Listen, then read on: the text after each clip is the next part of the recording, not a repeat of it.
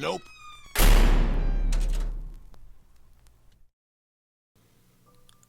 Well, hello there, dear listener. Season's greetings. Thank you for joining me in this week's video. This one is a bit of a throwback. You see, it was meant to be posted last year, but due to technical difficulties, never made it onto the channel. So I thought, why not bust it out for this year? Now keep in mind, a year has passed by since I recorded, and I believe I have grown and improved in doing so since then, so please forgive the slight, but still possible, lack of quality. Also, as promised in earlier videos, due to hitting the 2,000 mark in the subscriber count, I am going to have a small giveaway. All the rules and details on how to enter and win will be explained in the end slate of this video. With that said, let's not waste any more time. I present to you 5 stories about Christmas creepers.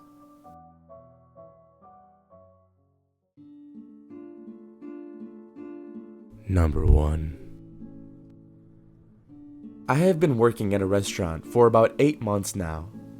My first job there was as a busser. I worked very hard and made a lot of friends because I did a lot of favors for everybody. I would help other people do their job, come in early, stay late, and almost every day I worked, I would throw out all the garbage.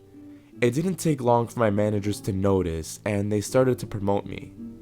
After about 3 months of hard work, I became a coach for the new bussers that were hired. This is when I met Jay, which is not his real name, but that's how I'll refer to him. We had just gotten a fresh crop of new bussers, and it was up to me to get them all up to speed. Jay stood out from the rest only because of how absolutely terrible he was at his job. I mean, it's hard work, but it's also very simple. Pick up dirty plates and cups, throw away garbage, wipe everything down, and reset the table. He couldn't do anything right, if he even attempted them at all.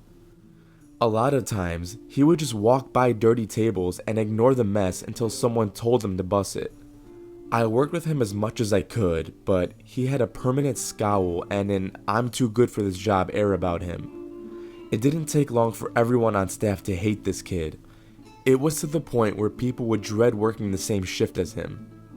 As for me, I knew he was terrible, but I'm a nice guy. I knew that all I had to do was say the word and he would be gone. But instead, I figured he needed work just like the rest of us. The final straw was about 2 months ago. Side note, our restaurant is one of the busiest sports bars in the state, and we would normally schedule 3 to 4 bussers and 3 to 4 hosts in a single night. At the end of the day, we would all split tip money and walk out with around $80 to $100 each.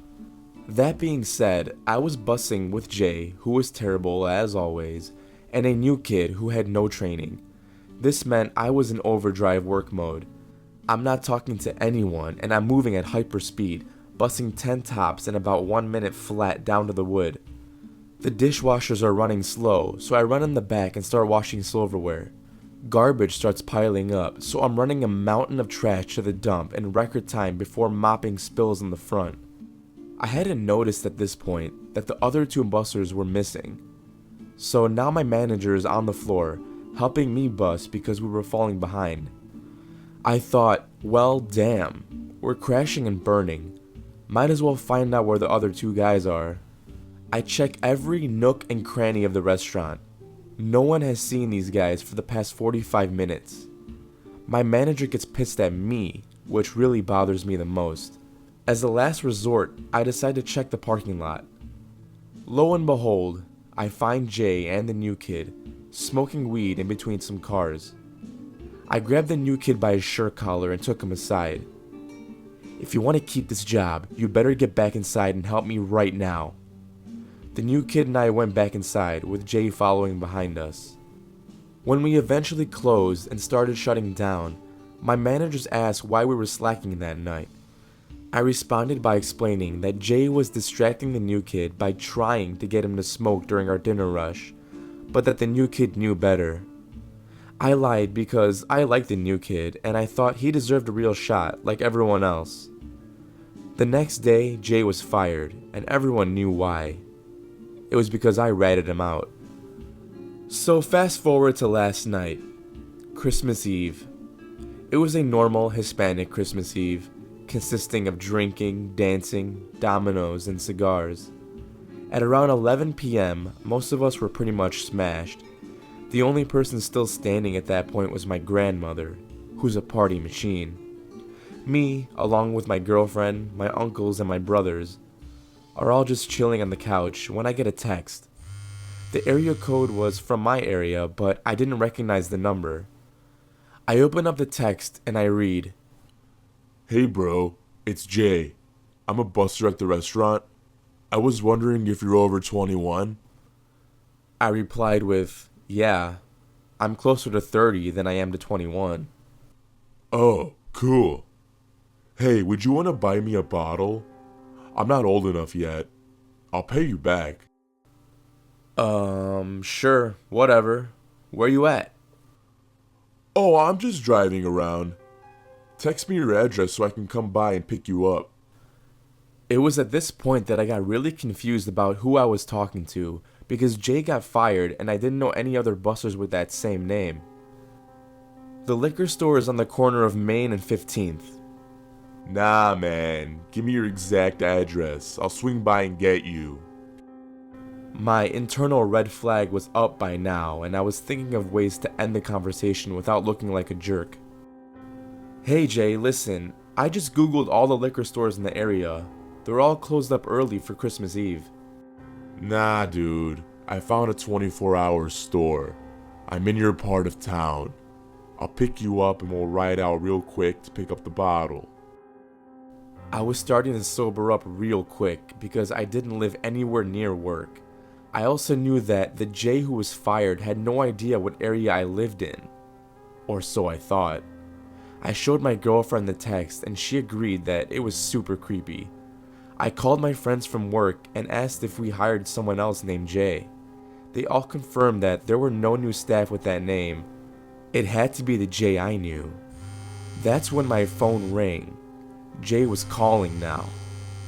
Yo, bro, let me come get you real quick. I know this place in town that has a 24-hour store.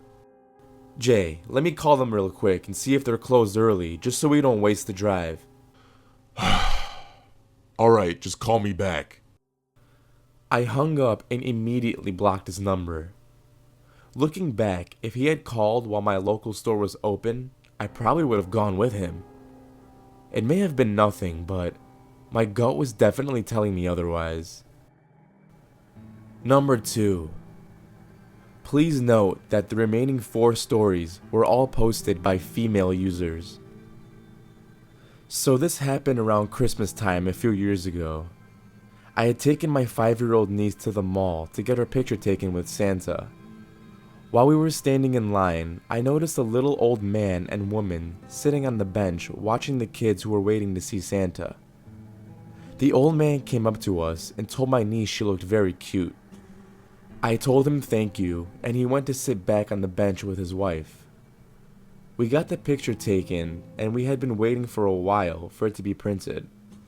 After getting impatient, I asked the photographer what was taking so long for the print to be ready.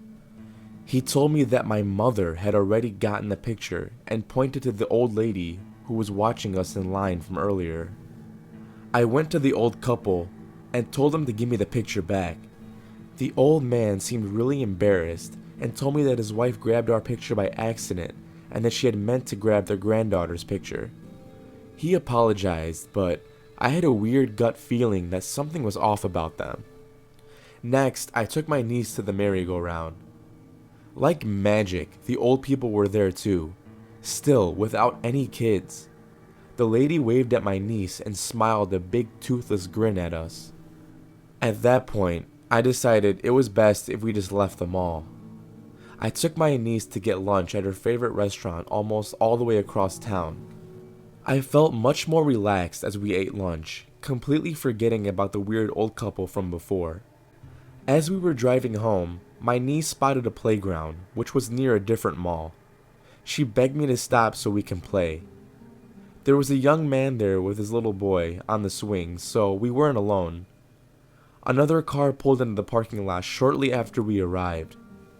We played for a little while, and I noticed that no one had gotten out of the car. I took a closer look at the driver's side, and sure enough, it was the same old couple. They had followed us from the mall to the restaurant and now to this playground. The old man was staring at me and my niece like he was hunting us. I noticed that he had his arm down in front of him, grabbing his crotch. I didn't want to scare my niece, so I quietly signaled the young man who was at the park with us. I got my niece into the car and drove into the mall's parking lot and called the cops and the mall security.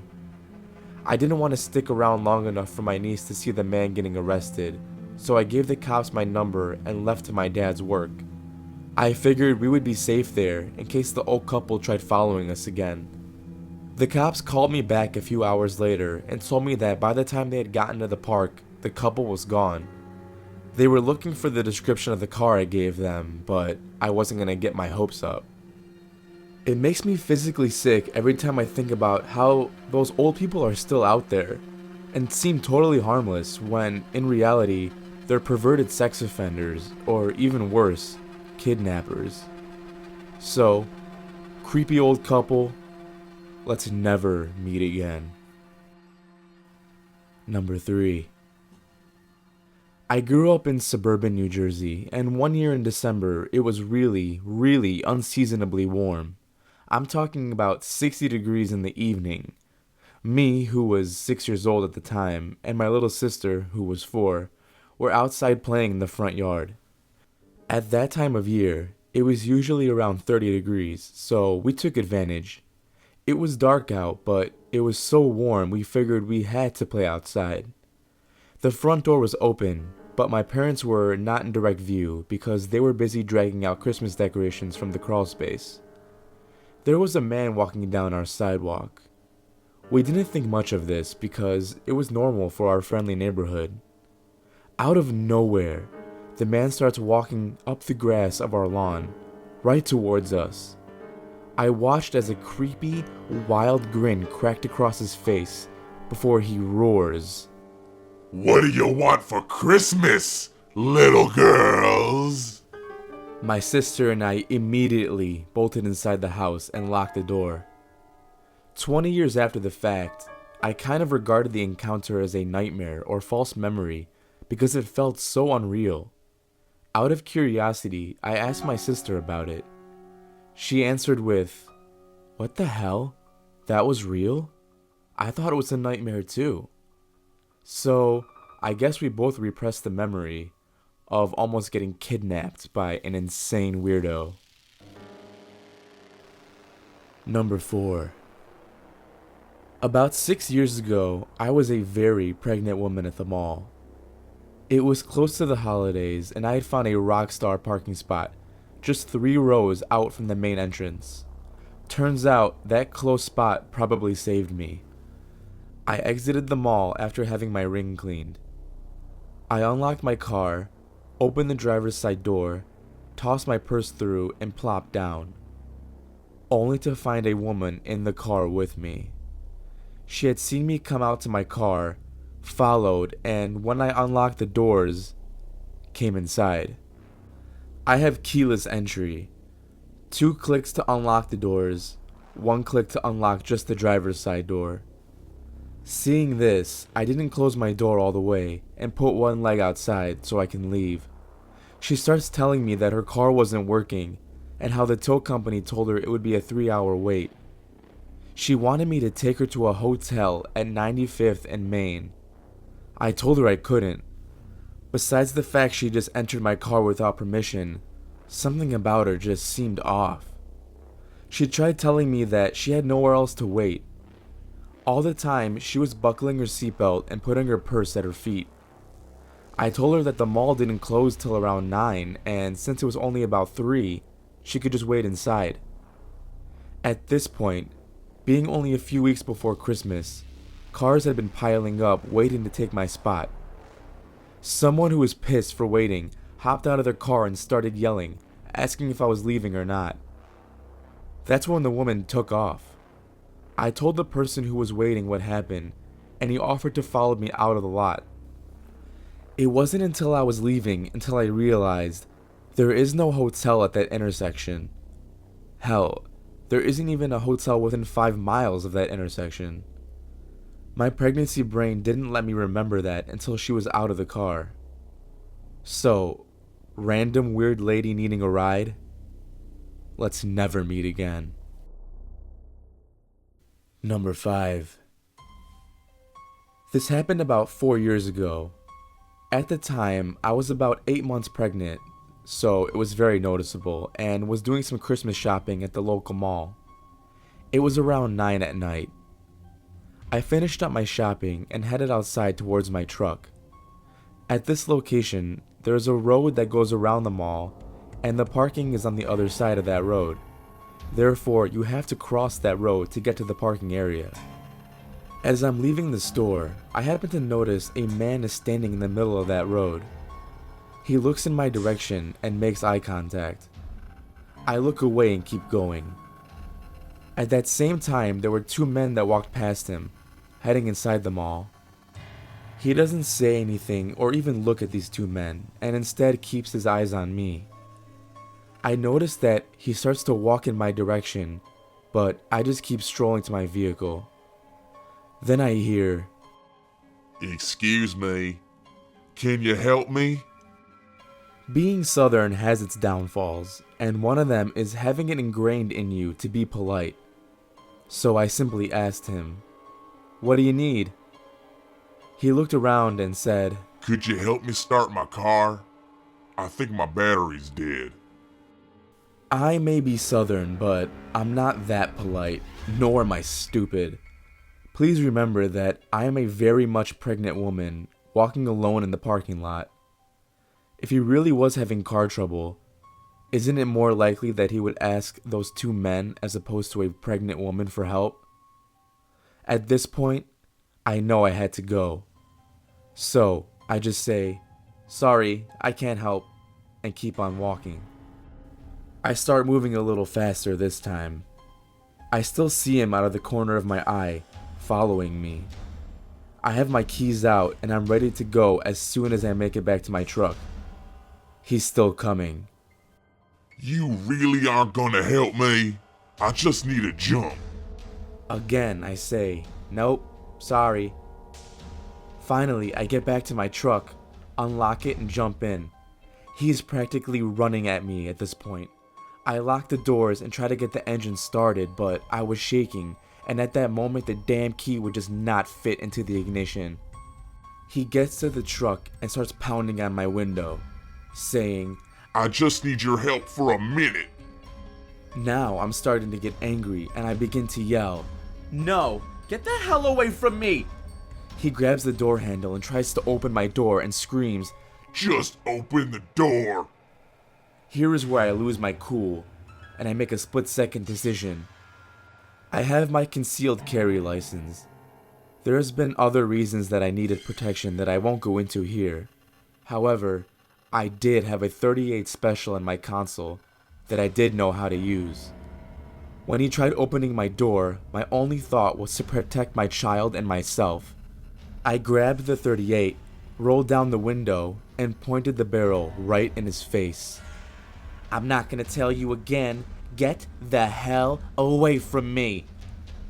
He stood there for a second, in shock, I'm sure. At that moment, time stood still. I didn't know what he would do, but I knew that I was prepared to use the gun if he made the wrong move. He didn't. He didn't say a word. He just turned and ran. I know I should have gotten the hell out of Dodge after that, but I couldn't. All I could do was just sit there in shock. I was terrified. It was not just because of what he could have done to me, but it was the feeling of knowing I was ready to kill somebody. Not a situation I ever want to be in again.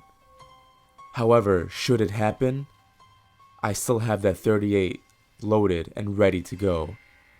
So, crazy man at the mall, For your sake, let's never meet again.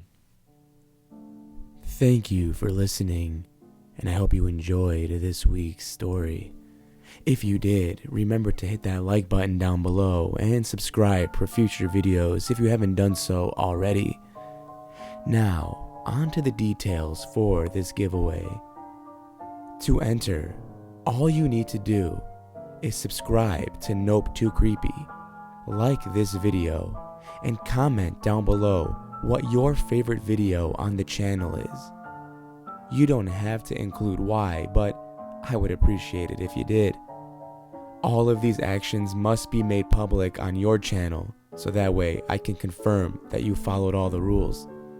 A winner will be chosen at random, so while I truly love and appreciate you longtime subscribers, you don't necessarily have an edge over any new subscriber who may have just stumbled upon this video. The winner of this contest will receive a Blu-ray copy of Black Christmas, as well as a Blu-ray copy of Krampus. Well, now you know what to do. Best of luck to all of you, and I'm looking forward to reading your answers. Until next time, stay safe out there. Merry Christmas. And of course, I'll be seeing you in the next video.